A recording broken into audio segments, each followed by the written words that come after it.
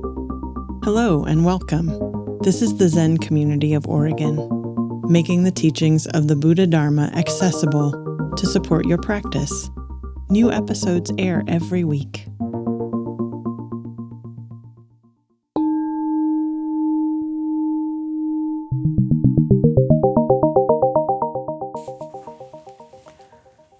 Metta is like the sun. Radiance. And we seem to begin, at least with all the words, it bears repeating. Love, kindness, acceptance, appreciation. But radiance, now that can support a visual or a sensual experience of warmth and light.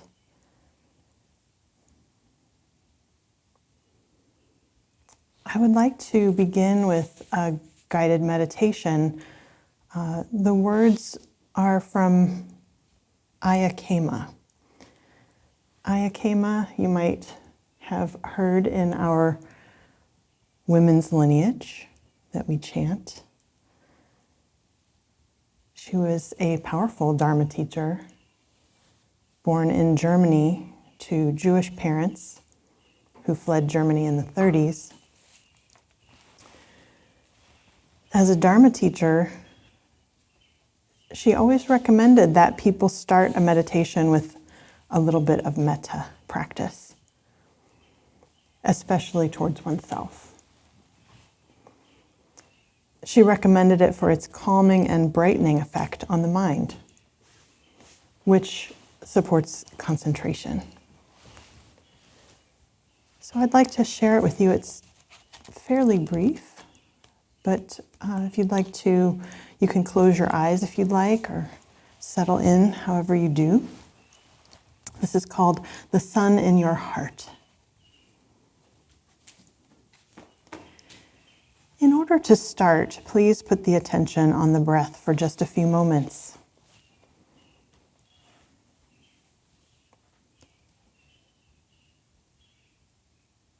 Imagine that the sun is shining in your heart. It warms it. It lights it up so that there are no dark corners. Everything is pure and clear, and the warmth of the sun in your heart fills you from head to toe with a sense of well-being. And it surrounds you with a feeling of being taken care of, looked after, embraced by the warmth of your heart.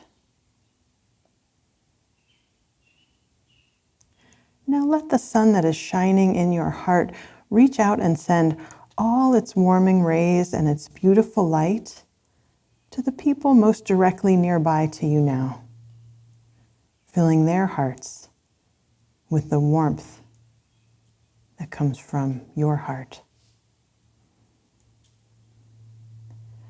Now think of your parents, whether they're still alive or not, and let the sun from your heart shine on them.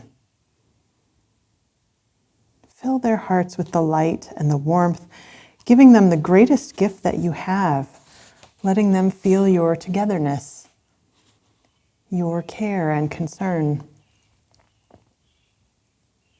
Just as the warmth of the sun makes plants grow on earth, the warmth of the heart helps to make goodness grow in other people's hearts.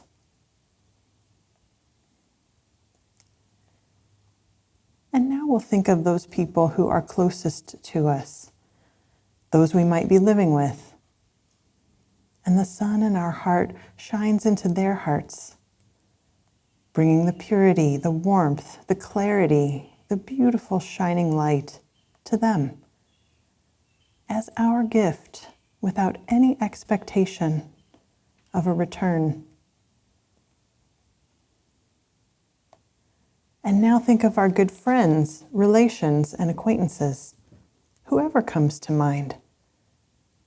And the sun's rays from our heart warm them, bring light and love to them, express our togetherness, and we can see that they feel joyful, receiving this warmth.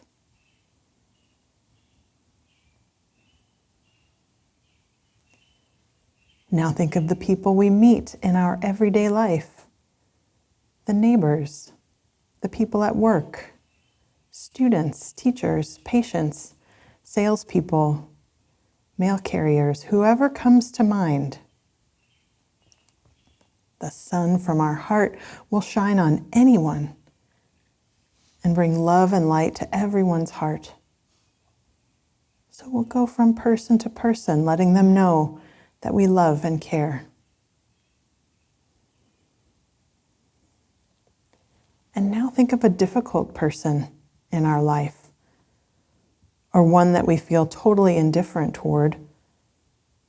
The sun from our heart can do exactly the same. No need to discriminate. We can fill that difficult person with the warmth from our heart, embrace them, and surround them with care and concern. And we'll open our heart as wide as we can so that the sun in our heart has a chance to go as far as possible with its warming and beautiful rays of light and its nourishing strength, as far as the strength of our heart will reach.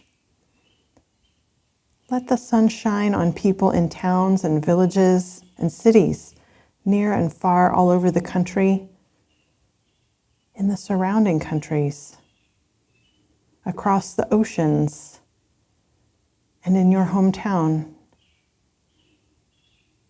Let the sun from your heart bring warmth and love to the people that you know, or can think of, have heard about, or seen, or just assume to be there.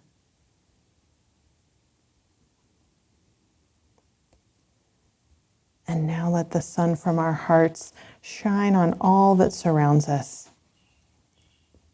Trees, meadows, valleys, mountains, flowers, bushes, grass, the sky, the clouds, sun, moon, stars. The sun from our heart has beautiful warmth and rays and can embrace it all.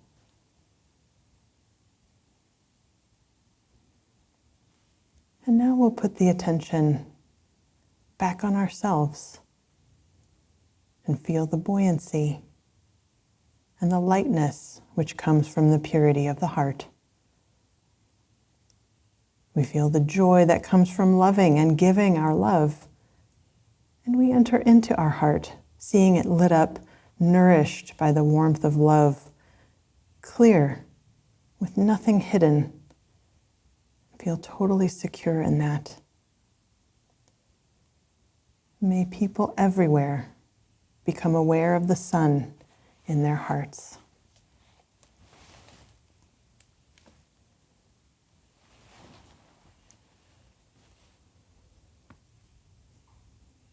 So the sun, like Metta, is life-giving. We can say in one way that the sun is the source of life. But even the sun is impermanent. What is the source of the sun? Just like the sun, Metta is composed of things. They come together, they come apart. We might imagine the sun as a fixed object. It seems to be permanent, like the sun we might have cut out of construction paper in grade school and pasted on a piece of paper. But it's not like that. That's not what it is. Everything is impermanent. Sometimes when I'm in despair about the state of the world, I am strangely comforted by the fact that at some point, the earth will be swallowed by the sun.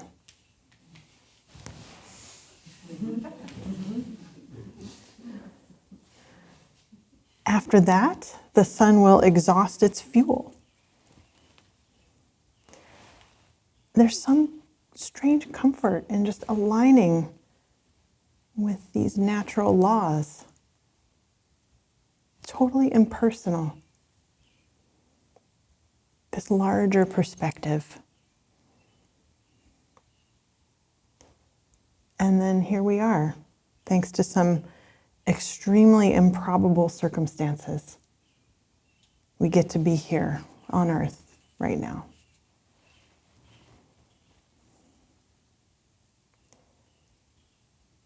There's a word that the Theravadins use called, I don't know if it's Pali or not, sankhara. Sankhara.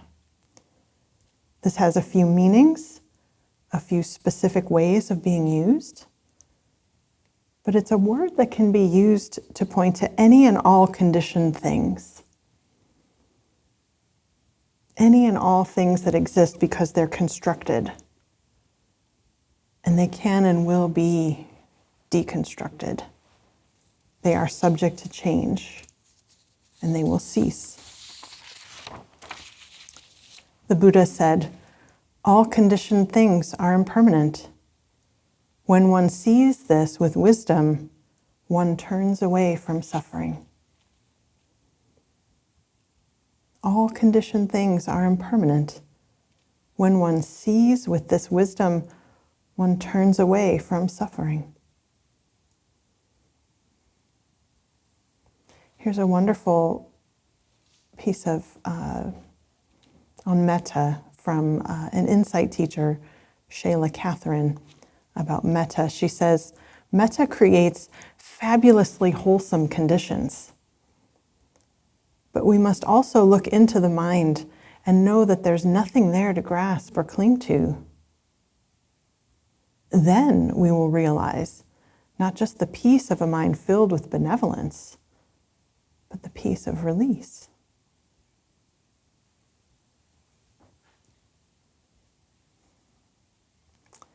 So we have created some fabulously wholesome conditions here so far with our practice. And this serves. It serves to enlarge our capacity to rest in awareness.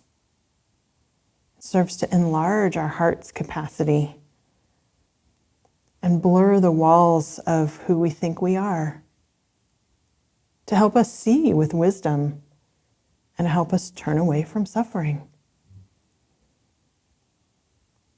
And this experiment apparently has been pretty effective for a few people here, even if our focus of metta has mostly been from and to our benefactors or ourselves, this practice of receiving love, making an offering of metta here, maybe to all beings.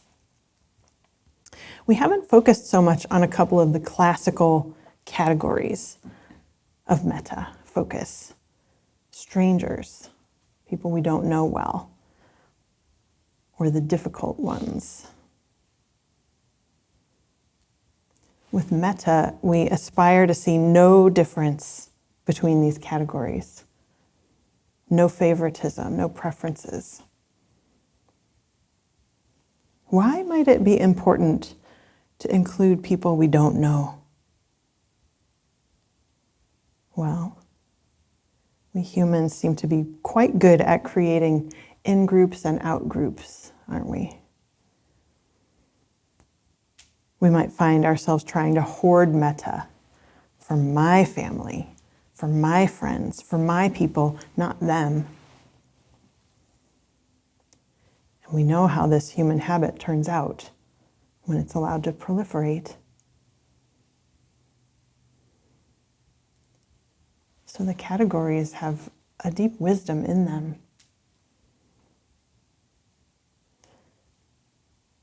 Maybe it's obvious why we focus on a difficult person or difficult ones. This category historically was called the enemy. It gets likened to a difficult person, But even now, some teachers feel that is already too aggressive, like it inherently suggests that that person is inherently difficult. So you don't want to do that. So then they frame it, the person with whom you have difficulty, which is kind of a lot to say. So I just like to say the final boss. And if you don't play video games, a final boss is the way a video game will present you with harder and harder challenges and enemies, and the final boss is the most difficult one at the very end of the game. So I have some disclaimers about moving into this category. You may have experienced some really painful stuff from someone or someone's. And I want to be clear that you do not have to do this. It is totally up to you. Here are the conditions. You have some consultants. You have some companions. And so you might choose here to approach this practice. But whatever is going on, you are in charge of your practice. There's no one size fits all. There's no off-the-shelf singular way to go about this. And if this isn't done with the right spirit, the right intention, it can be a subtle aggression of self-improvement. You really should do this. And that's not the spirit to approach this particular practice. Doing metta for the beings in this category is not the same as approving of what they did or forgetting about it or signing up for them to hurt you again. And I also want to note the importance of considering the context of systemic oppressions. To acknowledge that these teachings can sometimes be received as an echo of a pressure towards forgiveness. And some might perceive this practice to be more about creating comfort for a dominant culture. So it's important for each person to clarify for themselves whether this practice is coming from an innermost calling. Is it a natural process of healing a wound? Is it aligning with what is? Not suppression. So you get to discern that for yourself, whether this is about moving towards more freedom. And the word forgiveness is fraught also. It gets sort of wrapped up in this practice too. I prefer how the 12 steps talk about it, letting go of resentments. Letting go of resentments. The Big Book of AA says this: being convinced that self, manifested in various ways, was what had defeated us, we considered its common manifestations. Resentment is the number one offender. It destroys more alcoholics than anything else. From it stem all forms of spiritual disease. For we have been not only mentally and physically ill, we have been spiritually sick.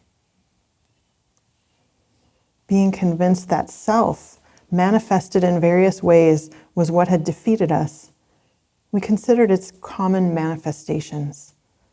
Resentment is the number one offender. It destroys more alcoholics than anything else. From it stem all forms of spiritual disease, for we have been not only mentally and physically ill, we have been spiritually sick.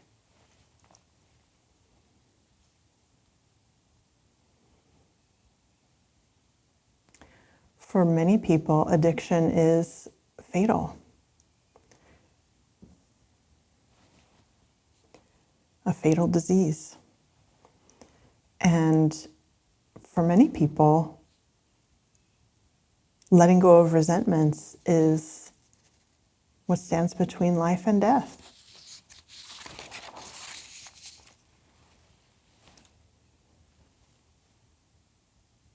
It may be also, though, that your final boss is yourself.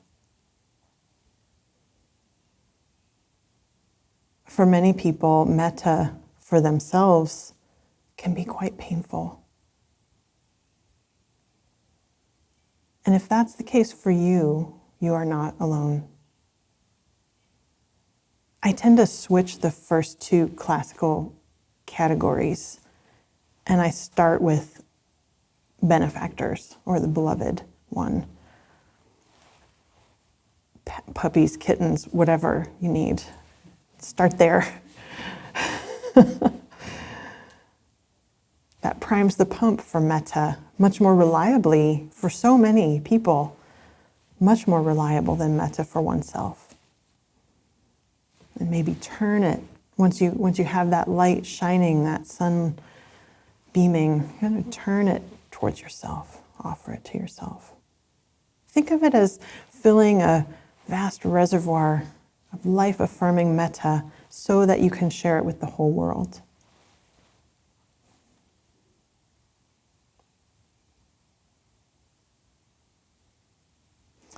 And just, this is a matter of patience, this practice.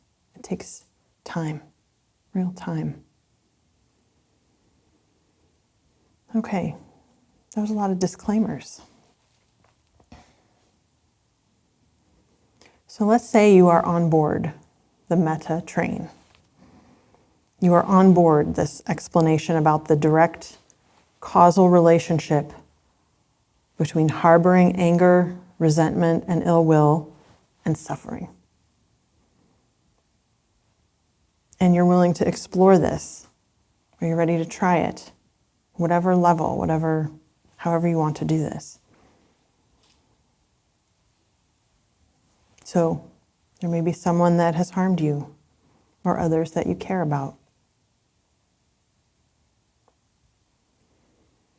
Often it seems like maintaining a level of anger and ill will commensurate to the offense is an important thing to do.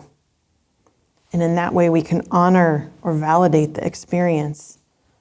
Or in that way we push back, we say no more. And I'm not here to say that that's not something you should do or not do. You don't have to do it differently. But maybe this is your working assumption going in. Maybe that has been important to do for a while. If so, that should be honored. Many activists have found that righteous anger can be a very powerful fuel for change. And many activists have also found out that it burned them out and burned them up inside. I like to call that dirty fuel, like jet fuel. Effective, but costly. Polluting. Harboring anger and ill will may seem protective. And in a way, it is very effective. In the same way that surrounding yourself with barbed wire would be very effective. But over time, you may notice that as things change and evolve around you, you're pretty much doomed to a fixed shape or a small world.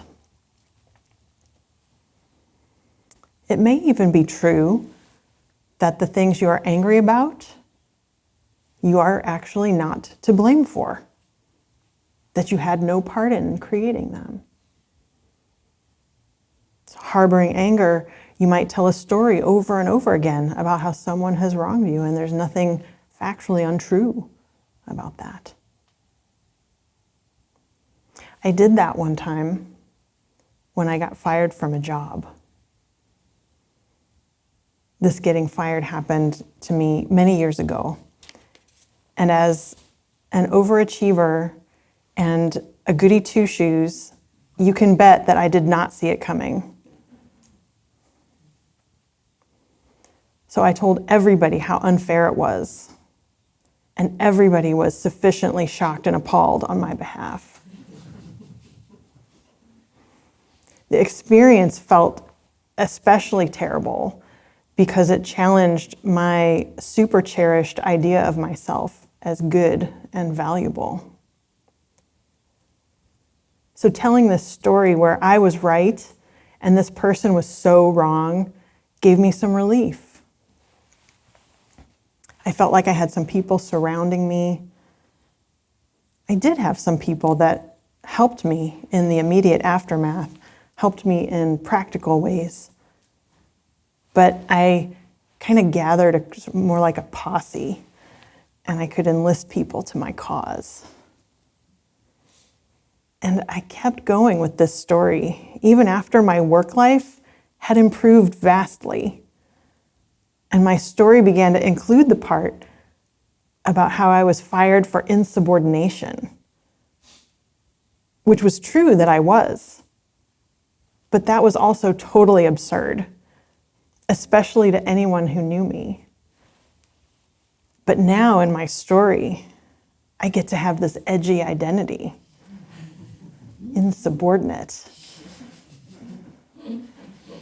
I have this enemy that makes me edgy and right, and they are wrong, and I am innocent, and they are not. And it also served me because I did not have to look at my own greed, my own fixed idea, my own insistence that everybody has to like me. So there's another excellent Pali word, ahankara. Ahankara. It means self-making. This is what I was doing. Self-making. This is what we do. It's highly addictive. I think I consider myself in early recovery from this. I knew I needed to move through this, even though my continued anger could be totally justified. But my work life had improved so much, it was hard to square the story and not acknowledge that the whole experience was actually quite beneficial.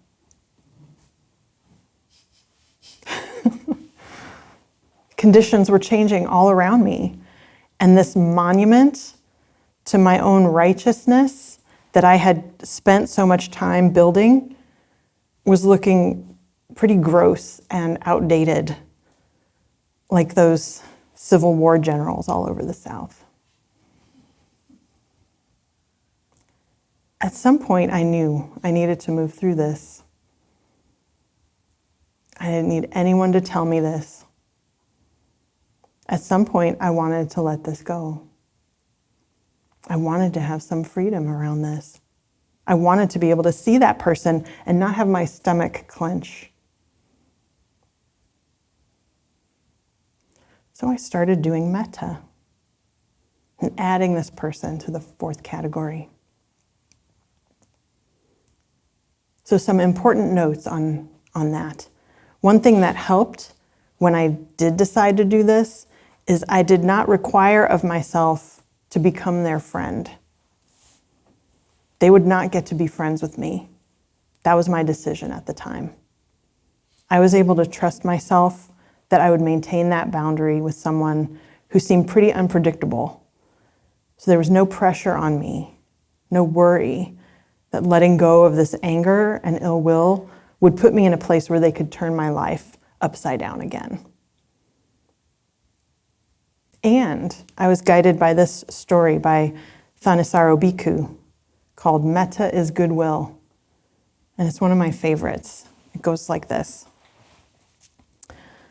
Ajahn Fuang, my teacher, once discovered that a snake had moved into his room. Every time he entered the room, he saw it slip into a narrow space behind a storage cabinet. Now this is in the forest, I believe probably Sri Lanka. And I think there are some venomous snakes around there. So it's not like here, where it's like, oh, cute snake.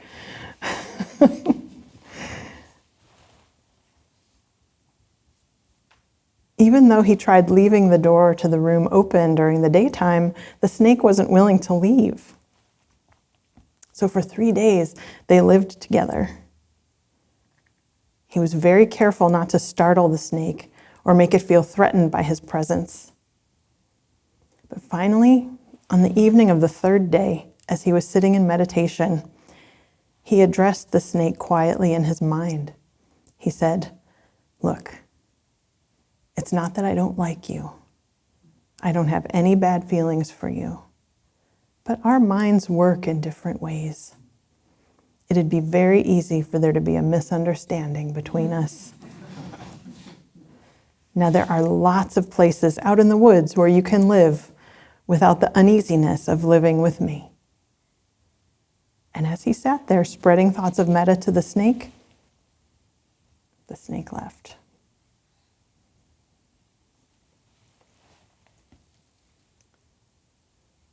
So loving kindness does not mean that you have to want the person close to you, physically or emotionally. It's not the lovey-dovey fuzzy thing. It's goodwill. I wish you well. I wish you ease. I wish you peace. Over there.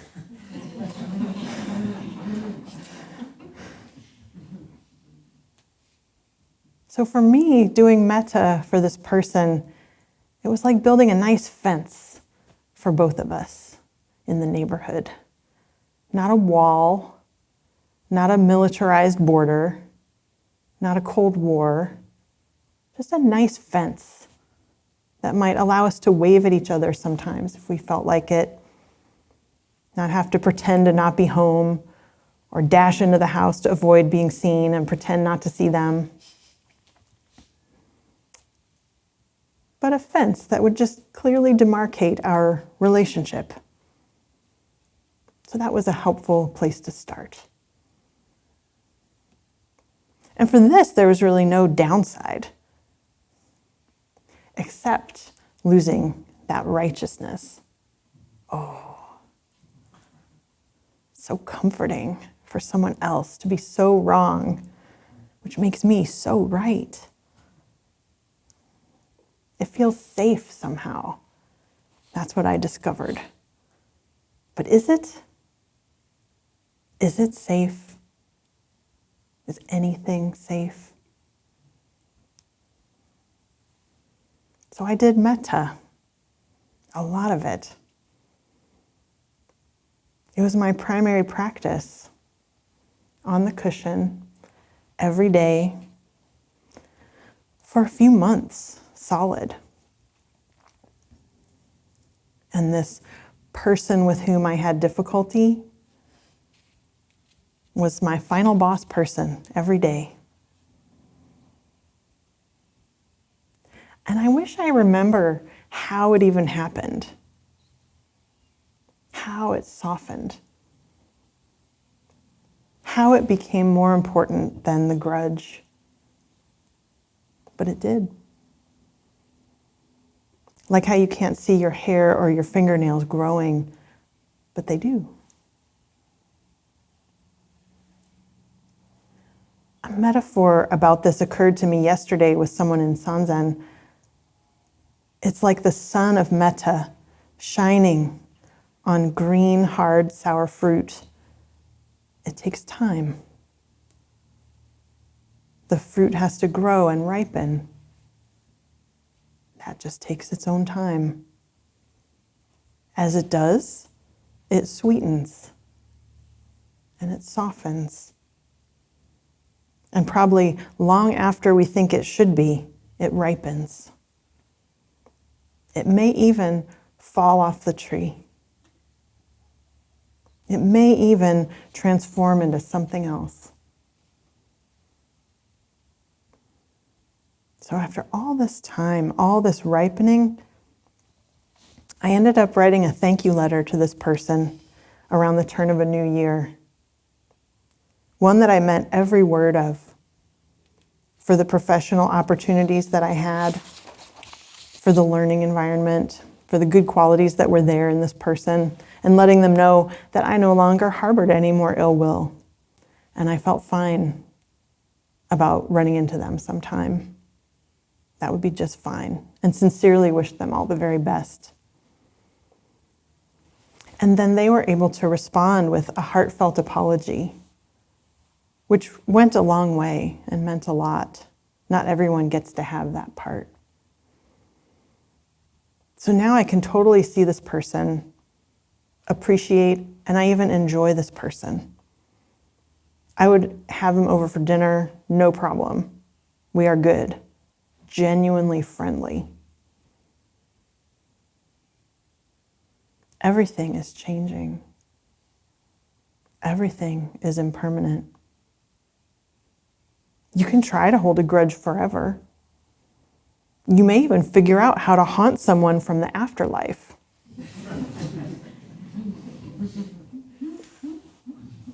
If that's what you decide to make your life, your afterlife about, or through many lifetimes. But is that what you want your life to be about? What is your life about? What do you want your life to be about? Eventually, everything comes apart. Everything. The self we cling to is not reliable, not even findable. Will your grudge finally get burned up in the sun? Did I wait maybe a little too long? Maybe my grudge got a little rotten and stinky before I let my resentment go? Maybe. But it made good compost. Our precept about anger is not to unleash anger, but to seek its source. Our precept about anger is not never be angry. It is to ask, what is the source? What is this? Who is being harmed? Who is being wronged? You know, you might be someone's final boss. Did you ever think of that? You might be. And does that feel real? Does that feel true?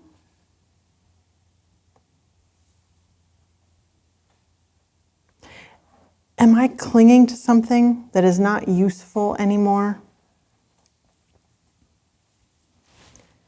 I would like to share another story from Dr. Rachel Naomi Remen about clinging.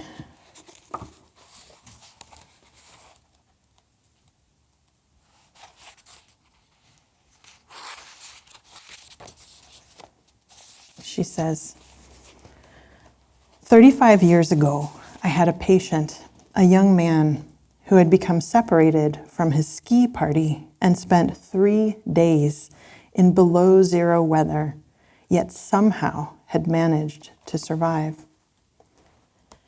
He had been hospitalized for several days in the ski country and then flown to our center in New York because of frostbite and progressive gangrene of his feet. The local surgeons had wanted to amputate, and it was hoped that our world-renowned vascular surgical team could avoid this difficult choice. He had some initial surgery, and for 3 weeks the outcome was not clear. Then his left foot began to improve, and his right became steadily worse. The time for amputation at hand, the young man flatly refused. He preferred to keep his foot. Gradually, he became sicker and sicker as the toxins from his injured foot began to flood his body. His family and friends were desperate, but he would not be moved. He would keep his foot. The situation came to a head late one evening when for the 3rd or 4th time, a group of doctors shared his most recent laboratory studies and reviewed his worsening condition with him.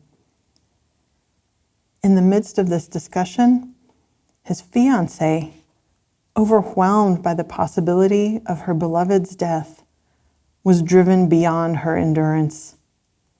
Weeping, she tore his engagement ring off her finger and thrust it onto the swollen black little toe of his right foot. "I hate this damned foot," she sobbed. "If you want this foot so much, why don't you marry it?"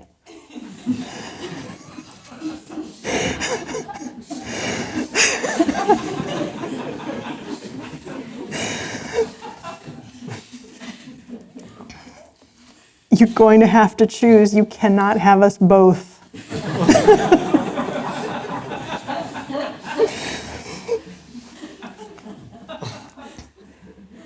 We all looked at the small, bright diamond surrounded by the black and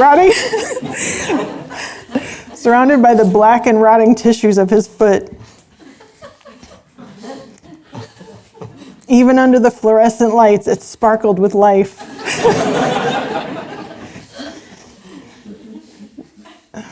The young man said nothing and closed his eyes with weariness.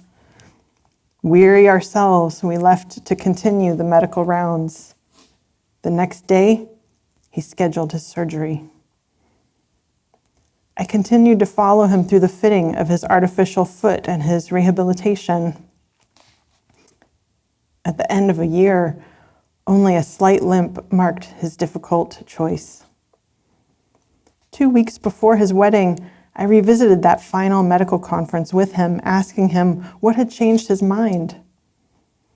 He said that seeing the diamond on his toe had shocked him. His fiancée had been right. He had been married to his foot. Her dramatic gesture had helped him to see for the first time that he was more attached to keeping his foot than he was committed to his life, to their life together. Yet it had been the promise of that life that he clung to that had enabled him to survive 3 days alone in the snow.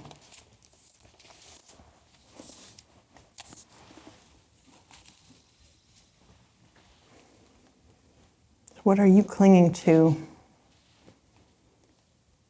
And what is the difference between clinging and commitment?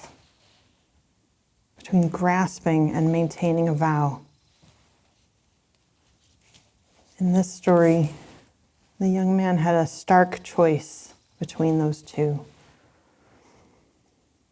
It was his commitment, his vow to his fiancée that allowed him to let go of his foot, to save his life, to keep his commitment to her, which was supporting his commitment to life. Chosen says that Shodo Harada Roshi would say that life is the original vow.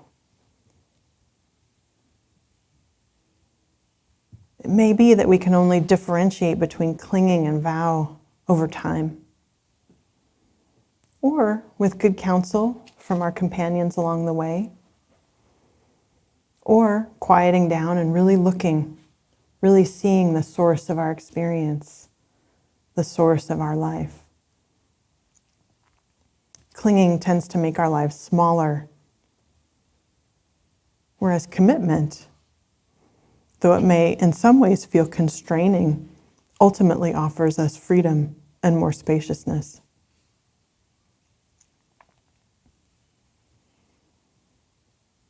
It may be that our commitments, our vows, are for a benefit that is much larger than our small selves, our old stories. Everything is changing. Is it time to let something go?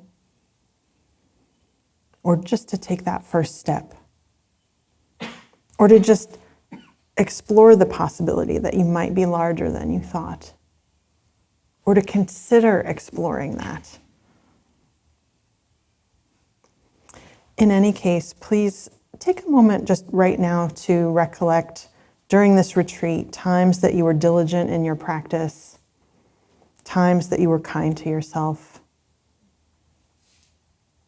Just recall a few of those moments and take that in and appreciate your capacity.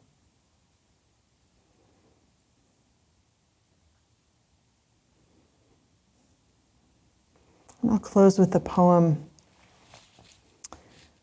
by a Hindu teacher in the Advaita Vedanta school, Shantanand Saraswati, called I Am That. Before you can begin to be what you are, you have to come out of what you are not. You are not those worn out opinions, those turning thoughts, those changing feelings. That's separate ego. Well then, what are you? You will find that when you come out of what you are not, that the birds in the trees are singing to you. I am that.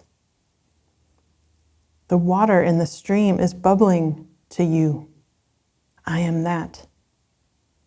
The sun and the moon are shining beacons to you. I am that. And you are in everything in the world. And everything in the world is in you. Thank you.